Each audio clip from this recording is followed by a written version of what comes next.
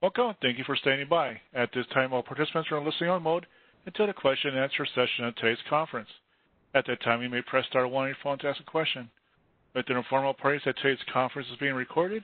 If you have any objections, you may disconnect at this time. I would now like to turn the conference over to Clint Hastings. Thank you. You may begin. Hi, folks. Thanks so much for joining this year for our fiscal year 2020 Financial Assistance Agreement Question and Answer webinar. My name is Clint Hastings. I'm an Associate Program Manager here at the CDFI Fund for the CDFI Program and Native Initiatives. And I'm joined by several of my colleagues today that are going to help answer your questions. So I'm going to go ahead and ask them to introduce themselves. Hi, this is Amber Kuhar-Bell. I'm the CDFI and Native Initiatives Program Manager. Hi, this is Megan Carrero. I am a Portfolio Manager with CDFI Native Initiatives. Hi, this is Matthew Pickering. I'm also a Portfolio Manager at the CDFI Native Initiatives team. Hi, this is Elizabeth Hoffman. I'm a Senior Portfolio Manager on the team. And this is Andrew Slack. I'm an Associate Program Manager on the team. All right, great. So before we get started with the brief presentation I'm going to make, I want to show everyone where they can find the materials that I'm going to go over today and also a recording of the webinar in case you want to come back and review a question that you've asked or share it with your colleagues. So if you go to our website, cdfifund.gov, go to Programs and Training, down to Programs, either CDFI Program or Native Initiatives. We'll click CDFI Program. We'll go down here to Step 4, Closing Disbursement. It'll take you to this page with a list of documents. The presentation that I'm going to be using a few slides from today is the Getting Acquainted with Your FY 2020 FA Award Assistance Agreement. And then within the next few days up here at the top, we'll have a recording posted of this question and answer session. Also, you can find a template of the FA 2020 FA Assistance Agreement on this page as well. So from there, I'm just going to make comments for a few minutes and then open it up for your questions.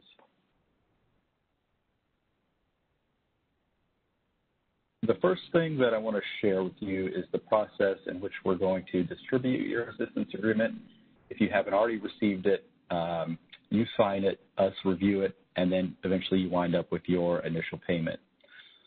So by now, a lot of you should have received an email that your email providing you with notification that your assistance agreement is available at AMOS. If you haven't received it yet, it could be that we're still waiting on something like matching funds, or there's a couple of other outstanding issues that might delay your assistance agreement, but everybody should have theirs fairly soon. From there, you'll get your notice, you'll log into your accounts, you'll access your award record, and then in the notes and attachments, you'll see the assistance agreement. Make sure you read it thoroughly. Make sure all your organization info is correct in there. Make sure you're comfortable with your performance goals and measures. Have you, your staff, your compliance team, your legal team review the general terms and conditions. Make sure that you're comfortable with those and understand the requirements in there. Reach out to us if you've got any questions that you need explained or answered. Once you sign electronically, and please sign electronically. We don't need a wet signature that you scan back into the system and upload. Electronic signature only. From there, we'll do a very brief, or a streamlined, I should say, compliance review process that is standard for all of our recipients.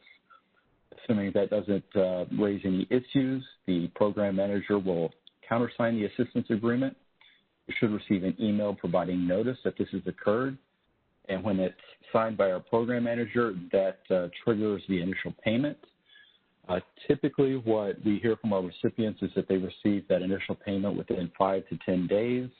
Sometimes it's a little bit sooner. Sometimes it might take a little bit longer. Typically, what we ask is, give it 10 business days before you reach back out to us and say, hey, where's my money? But if we start to notice that things are taking a little bit long, we're more than happy for you to reach out to us, and we can look into it. Like I said, most of you should have received your assistance agreements at this point. CECA, NACA, FA recipients, almost all of you, core FA recipients that have 100% of matching funds in hand. We've got a fair amount of groups that don't have 100% of matching funds in hand yet. We're going through that review process. You'll be required to submit additional information verifying that you've got your matching funds in hand. Once we complete that review process, we'll work our hardest to get your assistance agreement out and available for your review and signature as soon as possible. Okay, one thing I want to highlight every year is just make sure that all the information on your assistance agreement cover page is accurate and consistent with everything about your organization, the name, the DUNS, the EIN, your address. It's all pretty straightforward, but it's really important that it is correct. This is what the first part of the assistance agreement cover page looks like. Second page, we get some questions about on occasion, particularly this information down at the bottom. You'll see 4 different columns detailing the different types of financial assistance. We've got the base financial assistance or base FA. That's our, kind of standard FA, base FA award. Everybody should have information in this award amount in your initial payment column for base FA. And then from there, we've got 3 additional supplemental award columns, the PPC FA, the DFFA, and the HFFI FA. If your organization received one of these supplemental awards, you'll see the amount of the awards in the appropriate cell. And also, you'll have a section denoting whether or not matching funds were applicable depending on your eligibility status. That'll be displayed on this row. Other thing to note is that HFFI matching funds are not applicable for any of our applicants. Also, another very important piece of information is the initial payment for your base FA, DFFA, and PPCFA, along with the Healthy Foods Financing Initiative initial payment. And then the form of award, depending on the type of matching funds you provided, or if you weren't required to provide matching funds, it should say grant. So verify that all of this is correct. One thing that we do get a fair amount of inquiries on every year is the amount included in the initial payment. That's based on what the applicants indicate in their application every year. So if you requested the full amount of your award to be paid in the initial payment, that's what's going to be done. Do be aware that we've got a performance goal and measure that requires 90% of that initial payment to be expended for an authorized FA activity within the first year of the period of performance. So sometimes we get feedback from groups that say, oh, I didn't realize we were going to have to spend 90% of this money within the first year.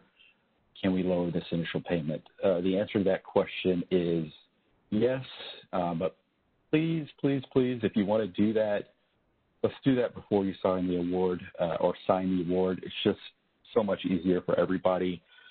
And it's a relatively painless process that typically just takes a couple of days to get sorted out.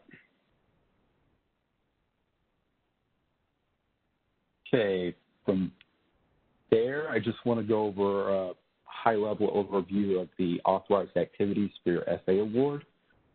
We've got 5 categories of authorized FA activities: financial products, financial services, development services, loan loss reserves, and capital reserves.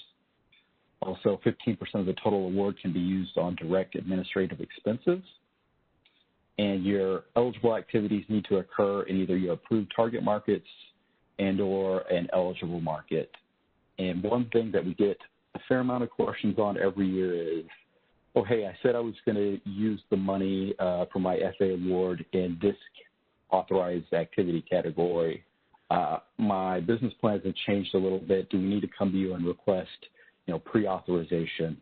The answer is no. You're still going to need to meet your performance goals and measures as outlined in the assistance agreement, but you don't have to have like a dollar-for-dollar matching on your, uses of the actual FA award. So if, for example, you decide, hey, I I said I was going to use $300,000 for development services and $700,000 for financial products. But you get down the road and you decide, oh, maybe $200,000 for development services, $100,000 for loan loss reserve, $600,000 for financial products. So long as it's in an eligible market or your approved target market, and you're going to be able to meet your performance goals and measures, it's fine to kind of move things around in between those authorized activities.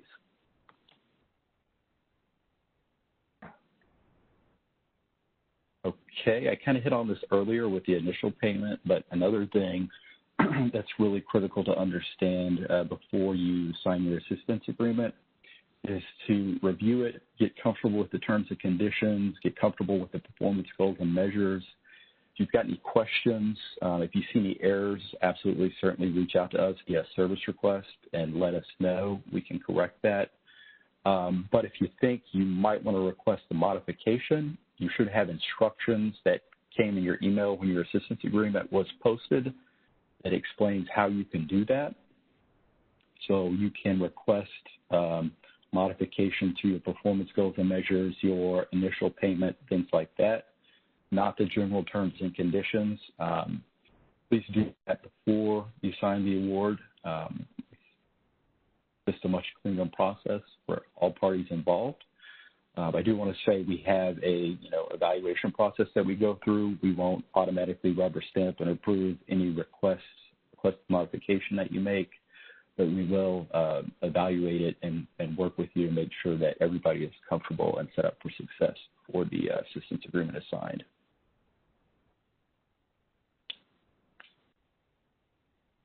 And I hit on this earlier. You can transfer funds between the authorized activities without requesting amendment or modification.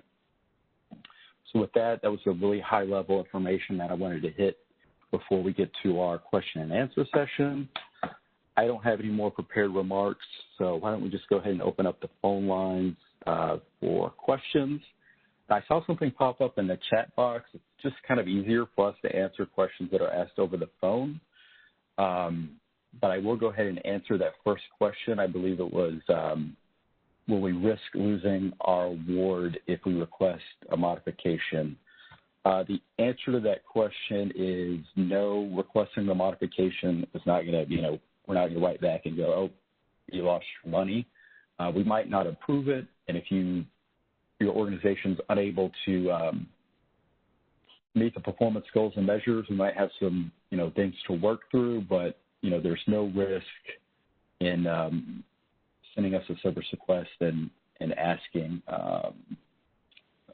for some clarification or help.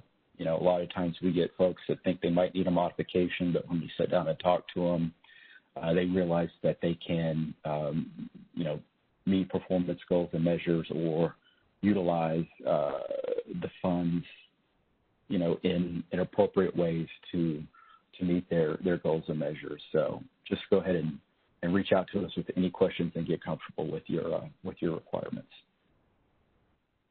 Thanks, Clint, for that answer. This is Amber. I just wanted to also say that modifying your assistance agreement or amending an existing assistance agreement does not affect your viability of your future application. So, for the fiscal year 21 award round, if you modify or amend your agreement, it will not impact that.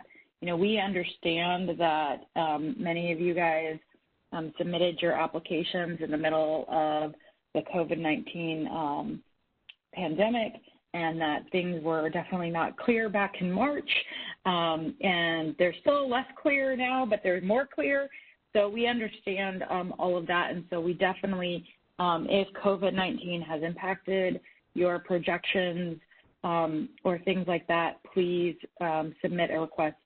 Like Clint said, we want you to be comfortable that you can meet the projections, and we just want to understand your business justification for the modification request.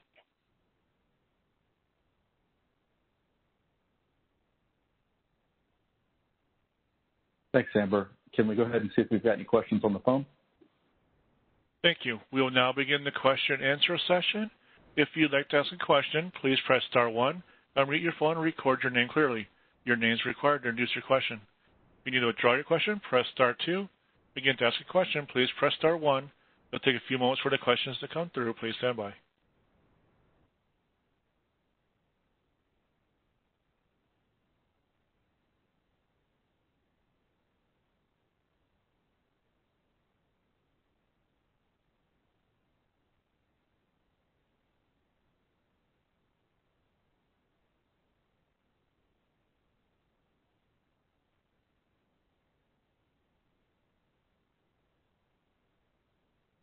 Again, as a reminder, please press star 1 on your phone and record your name if you have a question. One moment, please.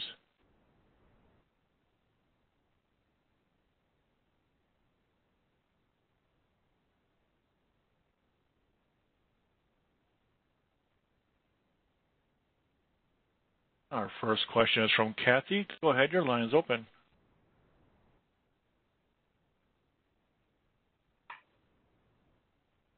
Hi, this is Cathy. Hi. Yes, I had a question for Amber and Clint. I was wondering if they could speak more to the process for amending any current agreements that a CDFI might have, and that includes projections, for example, for fiscal year 2020. Would a separate agreement need to be submitted for each of the outstanding FA award agreements? Yeah, so if an organization's got some questions or concerns about their capacity to meet a performance goal and measure in an existing assistance agreement that has been executed, go ahead and reach out via service request. Yeah, but if it was determined that, you know, multiple assistance agreements were in question, all three would need to be amended if there were issues there. One thing to note is that we're going to be publishing some guidance around amendment requests along with a form. Don't wait for that. You know, if it's something that's very, you know, time sensitive, go ahead and send us a service request. But we will be providing some more guidance in the future. The process is a little bit different for like a new award. So if it's an award that hasn't been signed yet, I would generally say that's a little bit more streamlined. But most importantly, go ahead and reach out to us via service request as soon as possible because there are some deadlines. Typically, we require, you know, at least 60 days advance notice on an amendment. So don't wait till, you know, a week or two before a period of performance or a year of the period of performance is up to request an amendment. We may have some more guidance along that front coming out in the near future, but just generally speaking, reach out via service request as soon as possible and let's start the conversation. We can work with you and request the information that we need to potentially justify an amendment. Thank you, Clint. May I ask a follow-up question, or should I submit another question via the keypad? Go ahead. And did I hear Megan wanting to add? Oh, yeah, I just wanted to add on to that quickly. When you do submit a service request, to make sure you include basically your justification as to why you're submitting the request and any changes that you'd like to make up front so that we can analyze that data and justification and get back to you on our approach. Great. Thank you for that. Another follow-up question, and just speaking with some other CDFIs that we've received, is just, as you mentioned earlier, that the impact on COVID on pre-existing projections and business plan. You know, folks are going through the process of scenario planning, and we might not know you know, what's going to happen in the next quarter. Do you have any guidance or recommendations for folks that are considering submitting a modification request, whether they should try to address all 3 years of the performance goals and the projections for the full period, or should folks just take it, you know, step by step and just request a modification perhaps for the first year of reporting? Do you have any guidance there? And to sum up and make it a little, the question a bit shorter is also whether you can submit more than, you know, one amendment per an FA or any type of award assistance agreement? Yeah, this is Amber. Go ahead, Amber. Okay. So, clearly we're in the middle of a lot of uncertainty. However, modifications and assistance amendments are a time-consuming process. So I would recommend that we are trying to set you up for long-term success for the 3-year award period. If you think, because the application is a 3-year look forward, a business plan, I would ask you to look forward 3 years, and hopefully you can submit the amendment request with your business plan justification for a 3-year look forward period.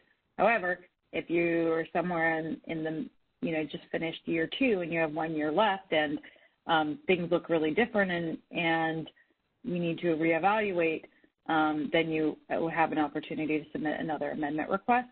But I would encourage people to be comprehensive in their view, especially if an assistance agreement has not been executed yet. And then for those that have been executed, when you have a little more clarity, the fact that you're looking forward just a few years, let's just try to get it done in one fell swoop. Noted. Thank you so much, Amber.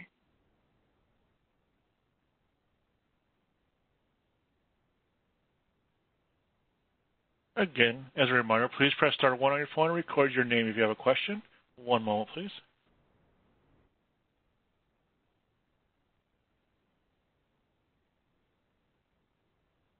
Our next question is from Paul. Go ahead. Your line is open. Hello. Thank you. I have a question about the admin cost. Without going into all of the allowable costs, one of them is the loan officers, cost from the loan officer deploying the money, et cetera, the funds. Do we have to document that, or could we just take 15% without documentation, or do we have to document just how much we spent on admin for each transaction, or how do we do that? I've never done the reporting for this, so that's where this is coming from. Sorry. So this is Amber. What I can say is you have to be able to track every dollar that you spend of the actual award dollars. So at the end, when you report, you're going to submit a report called the Uses of Funds Report, and that's where you track the dollars. What you're talking about is 15% for the direct administrative expenses. And so, yes, you need to be able to say that you spent, 100 or whatever percent on these direct administrative expenses. So just to clarify the difference between a direct expense and a direct administrative expense, I think I'll go with the example that you were, when you put $1 into a loan, that is a direct expense because that's directly in the definition of financial products. So you made a loan. However, the direct administrative expense associated with that is your underwriter's time to process that loan. So if you wanted to spend 15% of your award on underwriter salaries, you can do that, and that is the administrative expense part, and you need to be able to track those dollars. An example of a salary expense that is not a direct administrative expense but is a direct expense is, for example, development services is a direct expense. Well, while your staff member, say you're providing credit counseling, that you did a credit counseling class for an hour and you had 3 staff members teaching that class, and it took them 5 hours to prepare for that class. Those hours of staff time preparing and teaching that class is actually the direct expense because you're directly creating providing that development service. Does that answer your question? Maybe not completely, but mostly, yes. Thank you for that. So in this Uses of Funds report, will I have to document the time that, say, those 5 hours that counselor spent preparing for the class? Would I have to document that with a timesheet or something, or would you just trust that? If you are audited, if you're audited, you're going to have evidence of where the money went and how it was an eligible expense. Okay. And when we start to have more questions on that, the certification team is better prepared to answer that, those questions. But what you are, there's a lot of guidance out there in like what the uses of award reporting looks like. Okay. All right. And I'll take a look at those before I maybe have another further question. Okay. Thank you. And service requests are the way to go. So congratulations on your award, and thank you for asking all the right questions. Thank you. We show no further questions at this time. Again, as a reminder, please press star 1 on your phone and record your name if you have a question. One moment, please.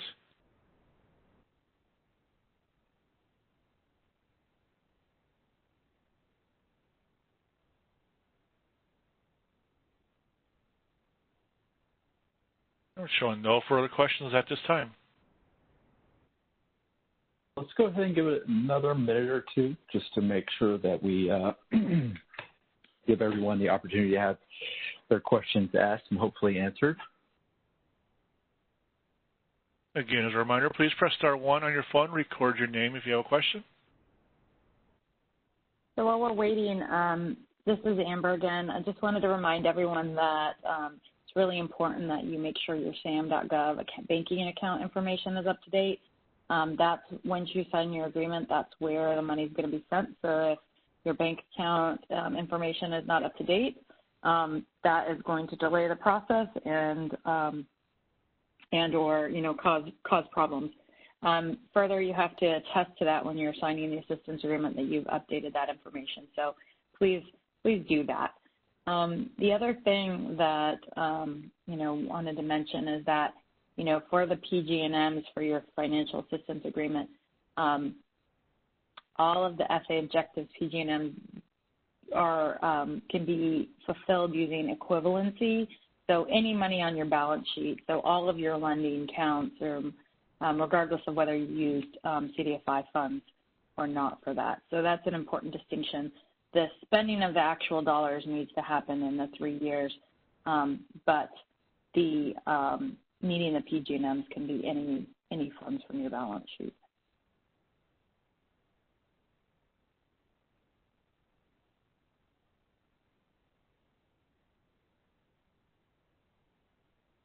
Do you have any additional questions? Yes, our next question is from Christine Duncan. Go ahead, your line's open. Hi, everyone. Thank you for having the call. The question I have is in regards to the new requirement for credit unions to submit their CPA audits. In the past, it has been that we could refer back to their call reports. And my question lies in those credit unions who their CPA audit is off the FY year end. They usually do it in the third quarter. For those credit unions, is it acceptable for them to submit their previous year's certified financial audit from their CPA?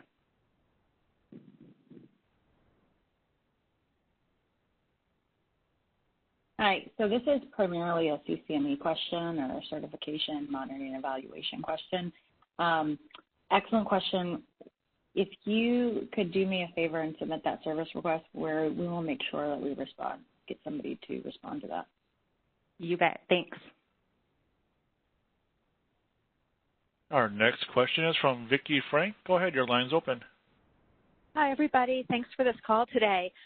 I'm curious if you're going to have a similar parallel call for TA awardees, and if not, if I could ask a quick question around modifications to a TA request. We actually had that call yesterday. Oh, okay. So we won't be having another one. We will be posting it online within the next few days. But yeah, sure. We're, we've got plenty of time scheduled today. If you'd like to go ahead and ask a question about TA, that'll work. Oh, thank you. So if a business plan has changed, and I was looking at the TA, the assistance agreement, and it doesn't have any narrative about, connecting the use of funds to a specific business plan.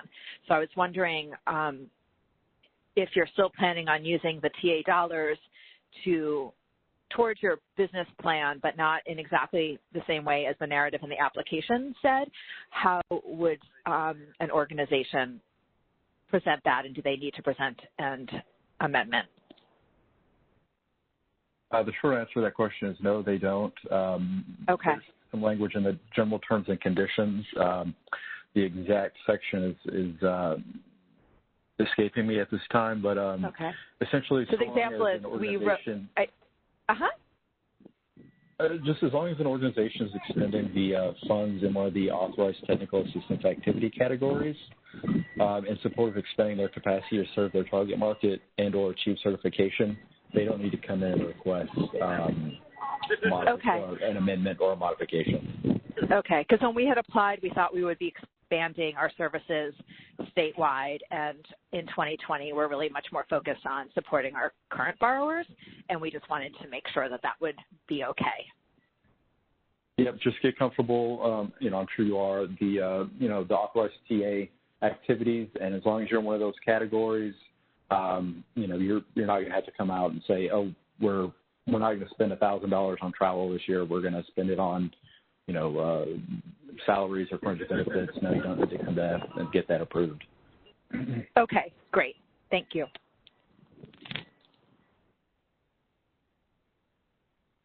Next question is from Brad. Go ahead. Your line's open. Regarding the usage of funds report, if we were just setting the money aside for loan loss reserves, what would be the best way for us to document that for that report?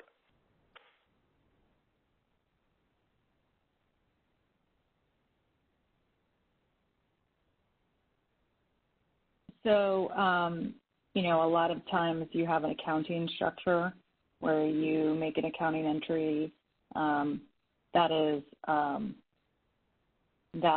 is a way that you can document it.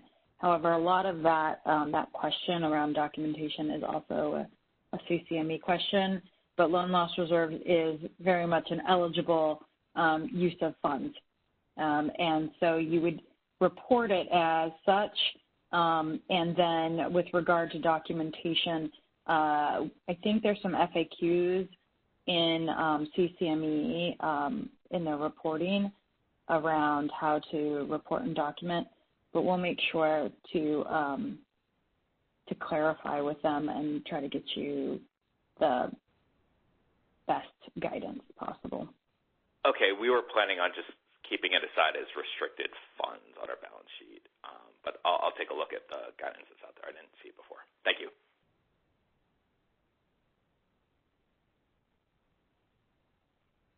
We show no further questions at this time. Again, as a reminder, please press star 1 on your phone and record your name if you have a question. Well, one more, please.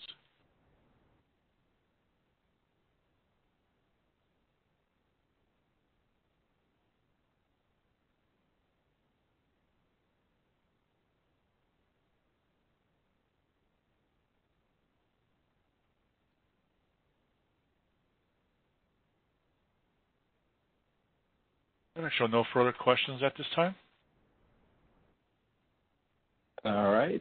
Well, in the spirit of saving everyone time and giving them a little bit extra time to go on with other important work in their day, I guess we'll go ahead and call it for this afternoon. For those of you that have joined us today, thank you so much.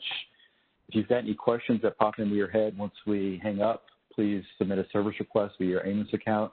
That's the most effective way for us to get a quick answer and make sure you get an answer and track all the communication that we get. Like I said, we'll post this webinar on our website in a couple of days. And with that, just once again, thanks everyone for joining, and we really appreciate all the great work that you do. That concludes today's conference. Thank you for participating. You may disconnect at this time. Speakers, please allow a moment of silence to stand by for your post-conference.